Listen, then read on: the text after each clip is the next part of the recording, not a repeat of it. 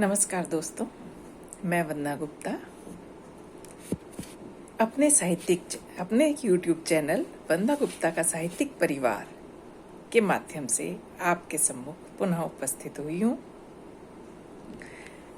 दोस्तों,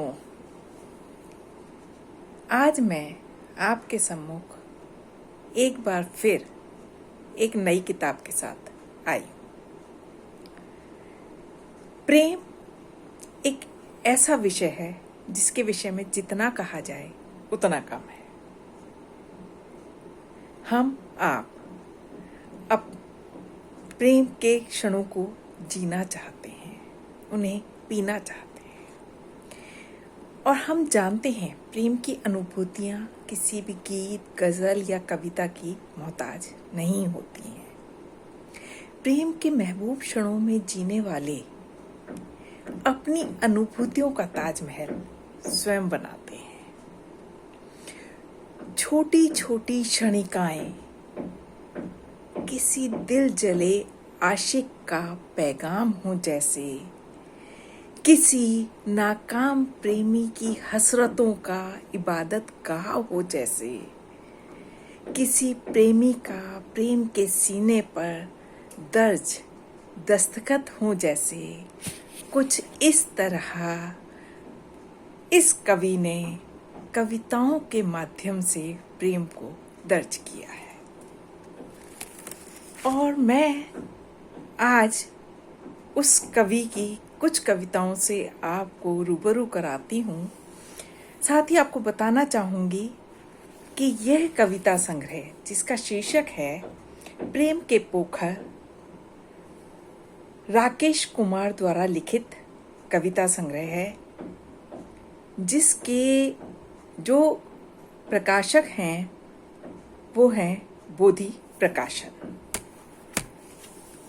तो दोस्तों, आइए मैं आपको उनकी कुछ क्षणिकाओं से रूबरू कराती हूँ, और उसके उपरांत आप स्वयं इस किताब को पढ़ने को लालायित हो उठेंगे।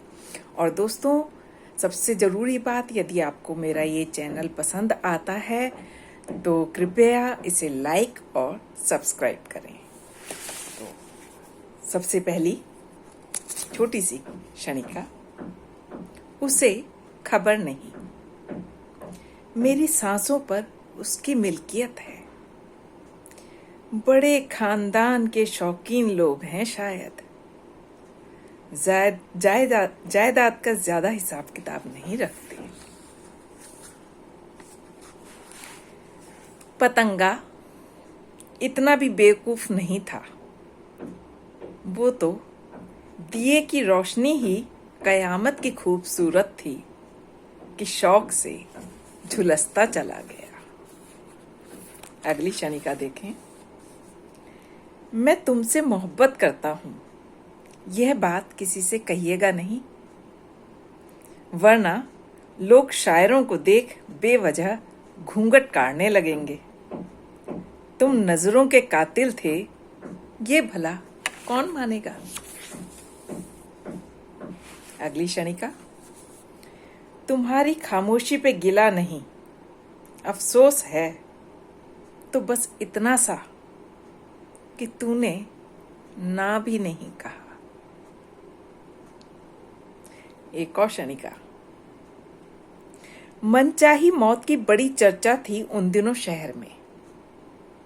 सोचा करता, ये मौत मांगने वाले मोहब्बत क्यों नहीं कर लेते किसी से। देखा है प्रेम के कितने छोटे छोटे आयामों को छूती हैं ये छोटी छोटी क्षणिकाएं। एक लड़की ने अपने दरवाजे की दीवार पर लिखकर टांग रखा था, कृपया मोहब्बत मांगकर शर्मिंदा ना करें, हमारी तो सांसें भी उधार से चलती हैं।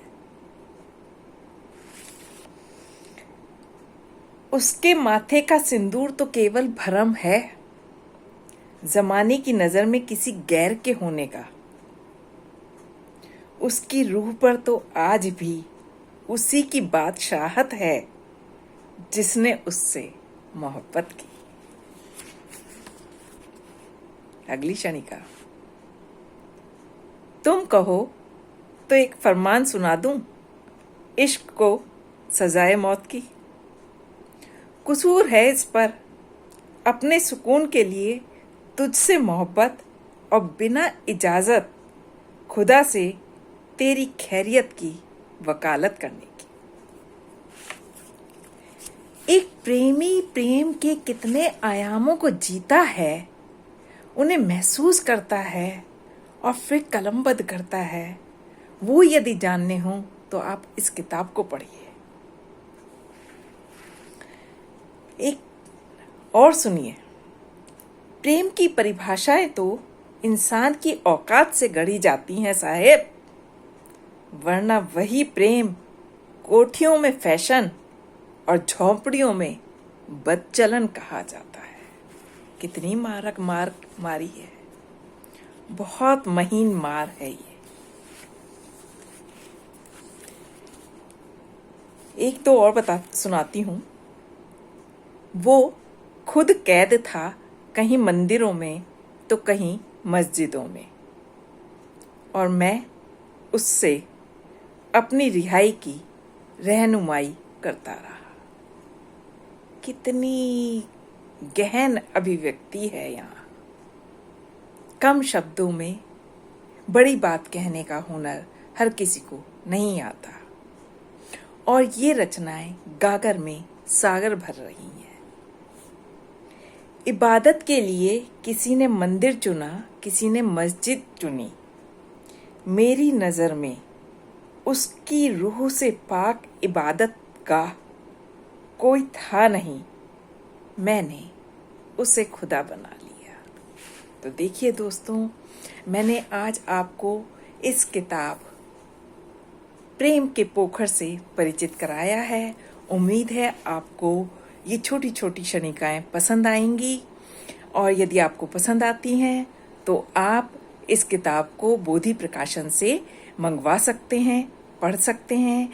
इसके राइटर हैं राकेश कुमार। और आपको मेरा ये प्रोग्राम पसंद आया है तो आप मेरे YouTube चैनल को लाइक और सब्सक्राइब करें। अगली बार फिर जल्दी ही मिलूंगी। नमस्कार।